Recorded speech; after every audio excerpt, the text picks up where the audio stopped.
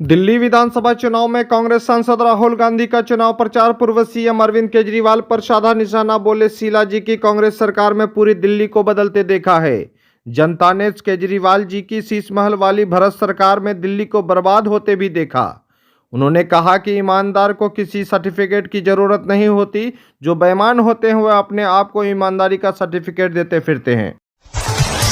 दिल्ली विधानसभा चुनाव में ओखला विधानसभा से मजलिस के उम्मीदवार शिफाउर रहमान के समर्थन में असदुद्दीन ओवैसी ने ओखला के विभिन्न इलाकों का पैदल दौरा किया। पैदल दौरे में शिफाउर रहमान की पत्नी नूरी फातिमा, एमआईएम के नेता इम्तियाज जलील सहित कई नेता रहे मौजूद। दिल्ली विधानसभा चुनाव में पूर्व सीएम अरविंद केजरीवाल ने झोंकी पूरी ताकत। करावल नगर के सभा में उमड़ा लोगों का जनसैलाब। बिहार विधानसभा चुनाव से पहले नेता प्रतिपक्ष तेजस्वी यादव का महिला संवाद कार्यक्रम। बोले, हमारी सरकार बनने पर माई बहन मान योजना के तहत राज्य के महिलाओं के खाते में सीधा 2500 रुपये प्रति माह करेंगे ट्रांसफर। प्रधानमंत्री नरेंद्र मोदी का दिल्ली विधानसभा चुनाव में प्रचार। पीएम ने कतार नगर में 50 मिनट की स्पीच दी। इस दौरान शिक्षा घोटाला, शराब घोटाला, शीशमहल का जिक्र किया। साथ ही साथ यमुना को लेकर उन्होंने केजरीवाल के आरोपों का जवाब दिया।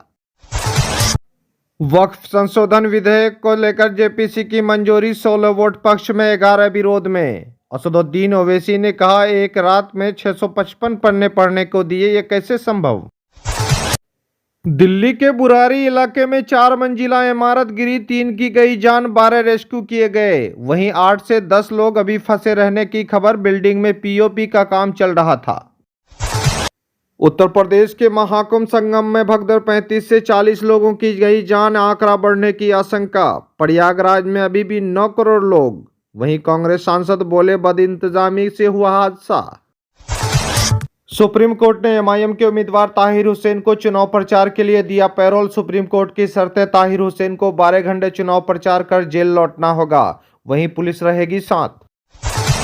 बिहार के सीएम नीतीश कुमार का पूर्णिया में प्रगति यात्रा, 581 करोड़ के योजनाओं का किया उद्घाटन और शिलान्यास। प्रगति यात्रा के दौरान सीएम ने किया विभिन्न योजनाओं का निरीक्षण और जीविका दीदियों से की मुलाकात। पूर्णिया में सीएम नीतीश कुमार के प्रगति यात्रा के दौरान ग्रामीणों का प्रदर्शन, सड़क पुल बनाने की मांग, तख्ती लेकर सैकड़ों आदिवासी पहुंचे। वहीं बैरिकेडिंग के पास ही उसे रोक लिया। मुंबई में डीजल पेट्रोल गाड़ियों पर बैन की तैयारी। महाराष्ट्र सरकार ने स्टडी के लिए 7 मेंबर्स कमेटी बनाई, वहीं 3 महीने में सौंपेगी रिपोर्ट।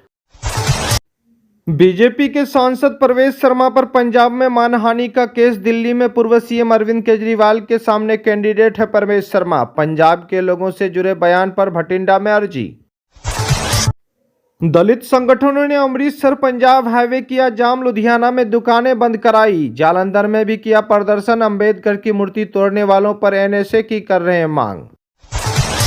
उत्तर प्रदेश सीएम योगी आदित्यनाथ ने एक बार फिर दिल्ली के पूर्व सीएम अरविंद केजरीवाल को यमुना में डुबकी लगाने का दिया चैलेंज। योगी बोले, केजरीवाल में यमुना में डुबकी लगाने का दम नहीं, वह अपने गुरु को धोखा दिया।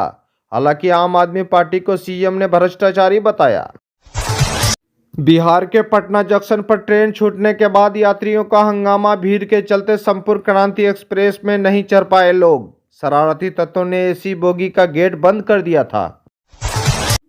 बिहार के नालंदा में ऑर्केस्ट्रा की आड़ में अश्लील डांस, 20 लड़कियों को किया रेस्क्यू। सबसे छोटी की उम्र 13 साल की। पंजाब, बंगाल, यूपी से फिल्मों में काम करने का झांसा देकर बुलाया था। बिहार के बक्सर में एनडीए कार्यकर्ताओं का सम्मेलन, कई दिग्गज नेता पहुंचे। उमेश कुशवाहा बोले, तेजस्वी की माई बहन योजना सिर्फ परिवार के लिए। 2025 में नीतीश फिर से बनेंगे सीएम।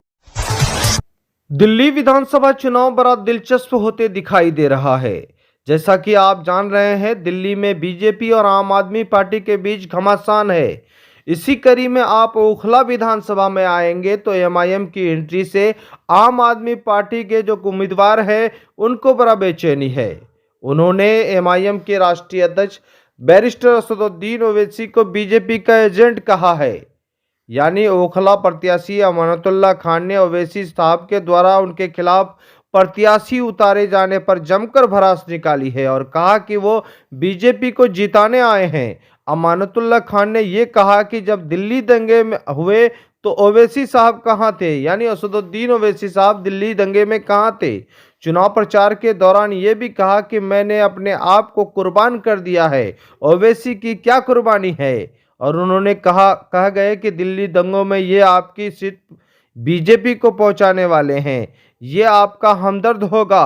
यानी दिल्ली विधानसभा चुनाव 5 फरवरी को मतदान है और नतीजे 8 फरवरी को आएंगे, लेकिन दिल्ली विधानसभा चुनाव दिन ब दिन दिलचस्प बढ़ती दिखाई दे रहा है। बता दें कि अमानतुल्लाह खान ओखला से 2 बार चुनाव जीतते आ रहे हैं और बीजेपी ने यहां से मनीष चौधरी को टिकट दिया है, जबकि कांग्रेस ने अरीबा खान और ओवैसी की पार्टी ने सिफाउर रहमान को अपना प्रत्याशी बनाया है।